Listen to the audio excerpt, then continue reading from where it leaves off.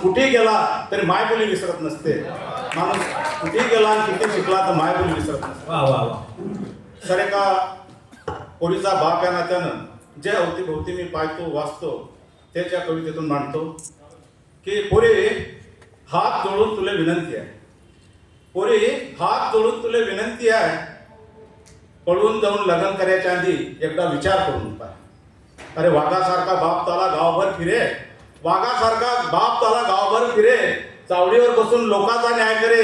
आता त्याच्या डोळ्यातलं पाणी टोमणे ऐकणारे कान खाली झुकेल मान. आता त्याच्या डोळ्यातलं पाणी टोमणे ऐकणारे कान खाली झुकेल मान. असा चेहरा आठवून पाय आणि पळून जाऊन लग्न करायच्या आधी एकदा विचार करून पाय.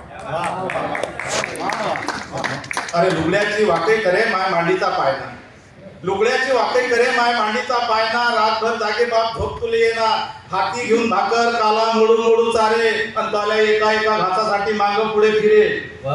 हाती घेऊन भाकर काला मोडून मोडून चारे, त्याला एका एका घासासाठी मागं पुढे फिरे. तू भाव शिकून मोठी कराव सुखाचा संसार, त्याला हितासाठी तिनं इच्छा मारल्या हजार. तू पडलंच होती बिमार तर माय उपास तपास करे, तू पळत होती बिमार तर माय उपास तपास करे. कामधंदे सोडून बाप नवस खेळायला फिरे. अरे नवं लुगडं नवी चोळी घालून माय कधी नटली नाही आणि कोऱ्या कपड्यावर बापाने कधी सण साजरा केला नाही. पण तू या वाढदिवसाला आणेल पोरे एक एक ड्रेस तू वाटून पाय आणि पळून जाऊन लग्न करायच्या आधी एकदा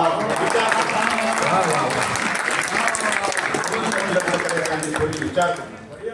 अरे फुलासारखं जपलं तुले मोठ्या मायेनं वाढवलं, फुलासारखं जपलं तुले मोठ्या मायेनं वाढवलं. तुले गेला नवा मोबाईल त्यानं जुन्यात भागवलं. तुले घरी यायला झाला उशीर तर मायबाप दोघं करत फिकीर. तू डोळ्यापुढे आली की माय जीट काळे, तू डोळ्यापुढे आले की माय जीट काळे. बाप तुले डोळे भरून नाळे, त्याच्या वाजता त्याच्या घशात घास उतरत जाय आणि पोरी पळून जाऊन लग्न करायच्या आधी एकदा विचार करून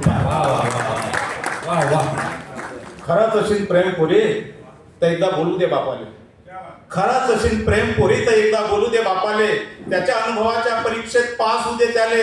मग जो घ्यायचा असेल निर्णय ते खुशाल घेतील. पण छाती ठोकून सांगतो पोरी ते तालच भलं करतील, छाती ठोकून सांगतो पोरी ते तालच भलं करतील. पोरी रक्ताच्या नात्यावर तू विश्वास ठेवून पाय आणि पळून जाऊन लग्न करायच्या आधी एकदा विचार करून पाय. पळून जाऊन लग्न करायच्या आधी एकदा विचार करून पाय. मान्य आहे पोरी की फक्त पोरगीच दोषी नसते. मान्य आहे पोरी की फक्त पोरगीच दोषी नसते. पोरावरील कुठेतरी संस्कार कमी पडत असते. पोरी का पोरगाही जबाबदार असते आणि एका हातानं टाळी वाजत नसते. मान्य आहे पोरी की पोरी इतकाही पोरगा जबाबदार असते, एका हातानं टाळी वाजत नसते. मोठमोठ्या शाळेत आम्ही तुम्हाला शिकवलं पण घरात संस्कार द्यायला मात्र भुललो. अरे सुभेदाराची सून परत करणारा आपला इतिहास आठवून पाय आणि पळून करायच्या आधी पोरा तूही विचार करून पाय आणि पळून देऊन पोरी सगळं लग्न करायच्या आधी पोरा तूही विचार करून पाय. तू विचार. धन्यवाद.